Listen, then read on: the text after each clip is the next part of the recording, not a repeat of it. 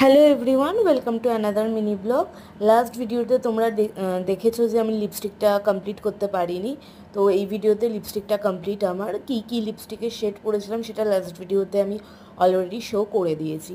এই ভিডিওটা তাদের জন্য যাদের আমার মতো সিঁদুর পরলেই মানে চুল উঠে যায়, শীতের মাঝখানটা পুরো ফাঁকা হয়ে যাচ্ছে আর গাদা গাদা চুল উঠছে, শুধুমাত্র তাদের জন্য, মানে আমাদের মতো বিবাহিত সব মহিলাদের জন্যই কিন্তু এই ভিডিওটা। আমি এখানে কোন ব্র্যান্ড ইউজ করেছি সেটা কিন্তু আমি খুব ভালোভাবে তোমাদের সাথে শেয়ার করেছি। আর আমি কিন্তু এইভাবেই সিঁদুর পরি। আমার কিন্তু এক বিন্দু চুল ওঠে না। তোমরা দেখতেই পাচ্ছ যে আমি একটা ব্রাশের সাহায্যে সিঁদুর পরি। তো এইভাবে ব্রাশের সাহায্যে পরলে কি হয় না, এদিক ওদিক চলে যায় না, এক নম্বর। আর অনেকেই বলো যে লিকুইড সিঁদুরও তো পরা যায়। তো দেখো, লিকুইড সিঁদুরের মধ্যে আমরা সবাই জানি কেয়া শেড ব্র্যান্ডটা সবাই খুব রেকমেন্ড করে, বাট কেয়া শেডের সিঁদুরও আমার একদম স্যুট করে না।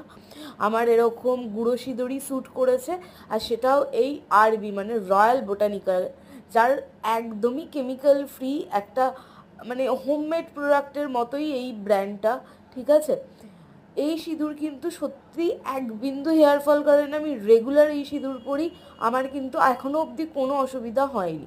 এর আগে আমি যখন নর্মাল সিঁদুর পরছিলাম প্রচণ্ড হেয়ার ফল হচ্ছিলো, আর এত হেয়ার ফল হচ্ছিলো যে কি বলবো। আর তোমরা সবাই জানো যে মেয়েদের সিঁদুর পরার পরেই হেয়ার ফলের প্রবলেমটা খুব ন্যাচারাল, কেননা সিঁদুরে প্রচণ্ড কেমিক্যালস থাকে। এই কারণে কিন্তু ওরকম সিঁদুর আমরা অ্যাভয়েডই করতে চাই। তো এখানে আমি তাই সিঁদুরের পুরো ডিটেলসটা দিয়ে দিলাম। এরপর আমি ভাবছি যে আমি ইয়াররিংস পরবো কি পরবো না।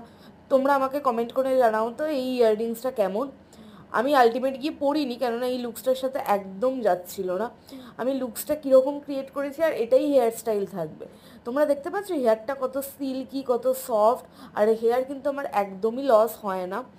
এই সিঁদুর পরার পর থেকে হেয়ার লসটাও বন্ধ হয়ে গেছে। আগে মানে মিডিলে হচ্ছিল, এখন হয় না। তো দেখা হচ্ছে খুব তাড়াতাড়ি নেক্সট ভিডিওতে আর একটা ইনফরমেশন নিয়ে।